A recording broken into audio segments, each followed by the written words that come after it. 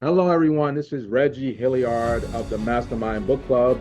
As well, we have our colleague CEO David Diaz, and this week's book is How to Stay Calm and Positive in Life, author unknown. This book itself gives you some nice tools to use to help you through stress management and focus on your stress, being able to have like mindfulness practices so that you're able to keep cool every day and kind of like show up in the way that you need to show up in life. Give you like habits, essentially like positivity habits, things like gratitude journaling and setting your intentions and mentally like listing things that you want to kind of like go through, work for optimism each and every day, reframing your negative thoughts so you don't want to stay in a negative mindset because that's definitely going to drag you down. So if you were to show up very positive and saying good things about yourself and others and being kind and wonderful towards yourself and others, these things will definitely help you to overcome stresses and help you to keep cool each and every day because a lot of us are going through a lot of things from the toils that we go through in life, all different things that we have to contend with, family, work, and so on and so forth. And if we were to implement some of these tools and put them as daily practices each and every day, or as I say, daily practices, then that will certainly help us to be better about how we're living and how we're directing our focuses and attentions and the things in the areas that we need to. So that's what I'll say to begin, and then I'll turn it over to David Diaz to give his short summary. One important thing I learned about this is for many years I used to write, used to at that point, used to write a journal on being grateful every day. And after a while, I thought it just became monotonous and boring. Well, it turns out I was writing those journals incorrectly. I was focusing on the wrong things. So the journal was about being grateful on a daily basis, having three things to be grateful on a daily basis. Well, what did I choose? Having a beautiful day, waking up alive, having family. And it's not necessarily about that every single day. And that's what made it boring to me, monotonous, because I would write pretty much similar every day. It's about the process that you're going through. Let's say maybe you help one of your kids do their homework and they were pleased because you got through.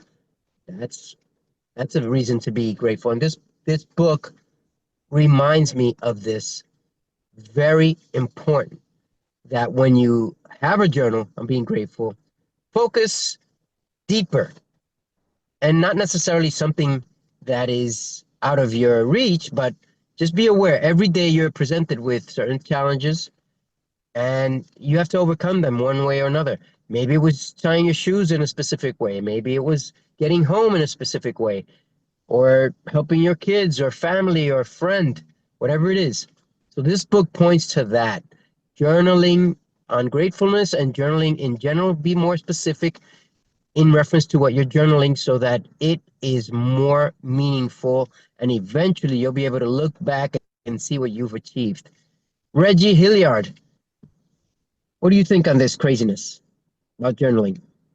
I actually journaled for a long time in one book, then I turned over to two books, and my journaling was not so much prompts of today I had a good day, yada yada yada. But it was more like affirmations that I would put in the journal. A lot of like I ams and I love, I see, I speak, I do. But what I turned over to because I stopped journaling regularly after I had done this for years, and I do more of it as a mental practice inside my head, and I do a lot of gratitude type things where I speak, in my head of like how I love life and I love everyone, and I pray for the world and I say thank you repeatedly, which has been a monumental shift. Not, what I was doing before was very good, but for me, this is actually really good because it's just as much, the same, if not more, because of now how I've added more to it. And I brought in my scope to, like I say, the world and just saying, thank you for everything that I have. Thank you for my life. Thank you for my health. Thank you for my wealth. Thank you for my joy. Thank you for my peace. Thank you for the fact that I have what I have across the board. And again, and this is a really good book that touches on this book called Seven Spiritual Laws of Success, touches on like even sharing with others and the law of giving and receiving that it touches on. And so I've expanded that to make sure that I'm including each and every person that exists and everything in existence, because it's not just about me. The more each and every one of us can have these good things in our lives and be whole and be complete and be full and be, calm and be loving and all that kind of good stuff, the better off the world is, because that raises the energy and frequency of everything and everyone. So I agree with all of what, this whole process is with, like, doing journaling and things like that. It's just that I've turned over my journaling into like a mental journaling and just keep expanding on it with like the kind of things that I'm saying inside my mind, so that like that helps to extend the reach that I have and the effect that I have on everything around me. Wow, Reggie, that's a lot. That's a lot. It's very good, very good. The other thing that I learned from this important book is shifting mindset. A lot of us like to blame the weather, blame that you were very tired. Always having an excuse is a blame, is blaming something else. Never accepting ownership of just saying the opposite. Sometimes we're in a negative mindset, negative mindset, but we don't see that the reality is we just need to change what we're saying. Just a few words. For example, maybe your kids are tired of failing. And instead of saying, oh, you're not a failure. No, don't say that. You're not a failure. Oh, that's not for you. No, no, no, no. The reality is failing is part of the process. It's part of the process. Failure means you're going to get there sooner. The more you fail, the better of a chance you have. And I like to pick on Michael Jordan, for example. When he started, he didn't make the basketball team. And then he practiced every single day. And it took him a year to be able to get to the basketball team in his school. So, that's just one perspective. Thomas Edison took thousands and thousands of tries to make the light bulb. How many failures? Probably more than anyone has can imagine. So instead of blaming that you're just a failure, why don't you blame yourself and say, I'm in charge of growth? Does it sound like a blame? I guess. I guess not. It depends on you. Make sure you pick on the positive word. Reg, anything on positivity? Because this book covers a bit on positivity. Anything? Well, that's pretty much my life in a nutshell. It's being positive, positive, positive. Everything I look at is an opportunity or a something to learn from. So instead of looking at something as any way negative, as you touched on negativity and staying away from that, for me, it's always like, what can I learn from a thing? How can I shape myself from that thing? How can I grow from that thing? What does that thing mean to me in a positive way? And when I ask why did this happen to me, it's more of why did it happen to me in a way where I'm like, okay, this is something that I can build from. So positivity, if you stay positive, more positive things come to you. You keep a lot of the harm away and all the things that could be detrimental to you. And I'll shift back even to the words of saying thank you. I literally say thank you, possibly even up to hundreds of times a day in my head, because that is a form of gratitude, which is staying in a place of a positive mindset. Because if you're grateful, you wouldn't be grateful being negative, right? So gratitude determines your attitude, determines your altitude.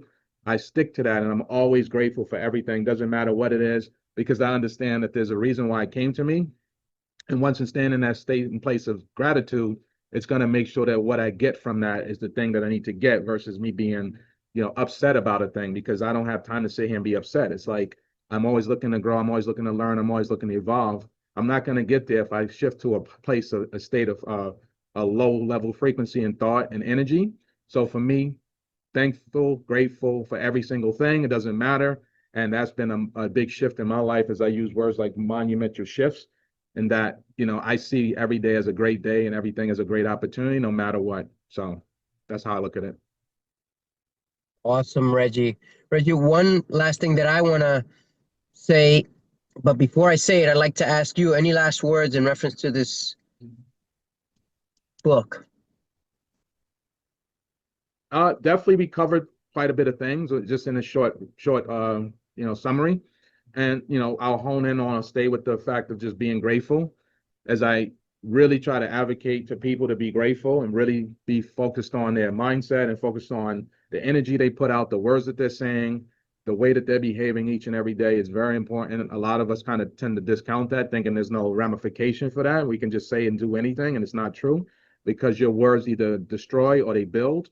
And words cast spells, and spells, because words are spells. So the more you're saying and the things that you're saying in terms of the thoughts in your head, these are creating spells around your life. And if you create good spells, like in the Bible, they're called gospels or good spells, you can have a better life. If you create bad spells or negative spells, whatever, you will see your life kind of be, in somewhat shambles or shaky or what have you. So everything's energy, everything is words, building, either destroying or building. If you really put it all together and you stay focused and centered on that, as we use those things in our life each and every day, words and energy, we can see our lives be phenomenal lives as opposed to lives that we're not happy with. Wow, that's a lot. That's a lot. My last impression is similar to what you said, but basically training your mind in whatever you want. And it's similar to what Reggie just said, training your mind and also becoming calm. We're not used to being in silence. We're not used to meditating. We're not used to praying for more than 2 or 3 minutes. Why not try and do one of those? Or maybe just becoming healthier and take your time in doing it. I like this book because of that, because it tells us to focus more on you, on the becoming part of success, than just on negativity. This is the Mastermind Book Club, enjoying and recommending another empowering book. Until the next one, we'll review another empowering book. Take care.